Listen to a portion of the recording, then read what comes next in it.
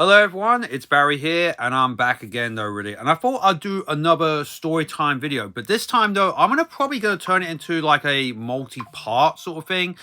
And it's gonna be a YouTube story sort of thing about how I actually got into YouTube in the first place, over the different years, how did I feel mentally with YouTube in general, all that sort of stuff. So I'm gonna make sure that, I'm gonna do it in little parts, because I think doing it as one giant video would be a bit too much for people. So you're going to get different stories from me in that. So how did I first discover though YouTube? Oh man, where do I begin? It was around about, I think it was around about 2006, 2007 time. I think it was around about 2006. And I was going through some ups and downs. I was just approaching the end of university, and I was trying to get my life sort of back in order a little bit and that. And I think my best friend and I met up one time. We were both bored. And he suggested me to have a look at this video sharing website called YouTube. So I had a look at it, and I was like, wow, this is actually really cool and that. And people sharing videos about different things, about vlogging and all that sort of stuff, and also copywritten material. And I thought that was really cool. I think, yeah, he was feeling a bit sorry for me at that point and all that sort of stuff. So we were doing this and that and the other, at that particular point. So we were doing that at the time. And, one of my first channels was actually called Barry. I think it was like 83, 2003, I think it was. Yeah, that was my first channel. And I'd actually upload copywritten materials. So say like music videos that were popular at the time.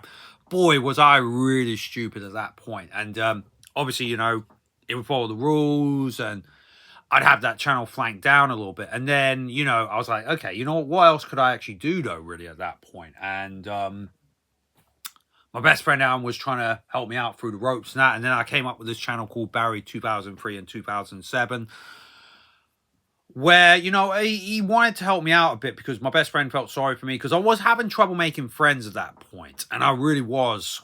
And I saw that as kind of like a bad thing. Nowadays, though, I don't see it as a complete bad thing with what I've discovered with what was going on with the world and that. It's going to happen at some point, but you have a different mindset during that point.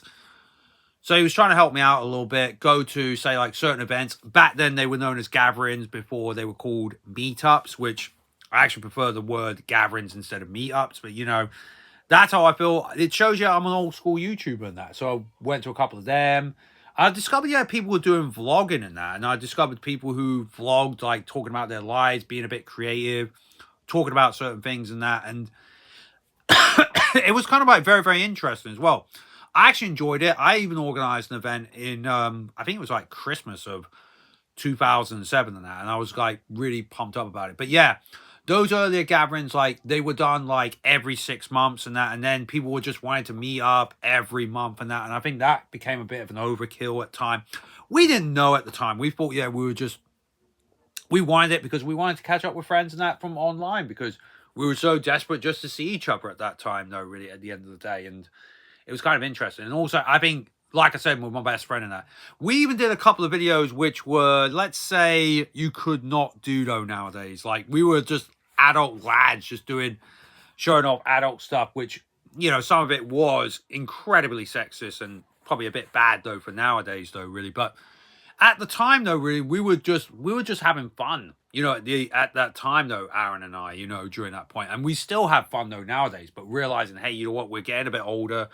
Maybe we shouldn't do this sort of stuff anymore. Or we're getting older, and we thought, you know what, let's mature ourselves a little bit while we're trying to figure out what's going on with life in general and that. So, and that's what was going on as well. And I was trying to get myself out there and that. And I was still trying to find my niche at that point, but, I don't know. And then certain things actually happened, and it leads into my next part of the story, which I will share another time. Yeah, I'll share this, though, next week. I'm going to talk about my later 2007 and also 2008. Probably the best year of my YouTube days and that, and that.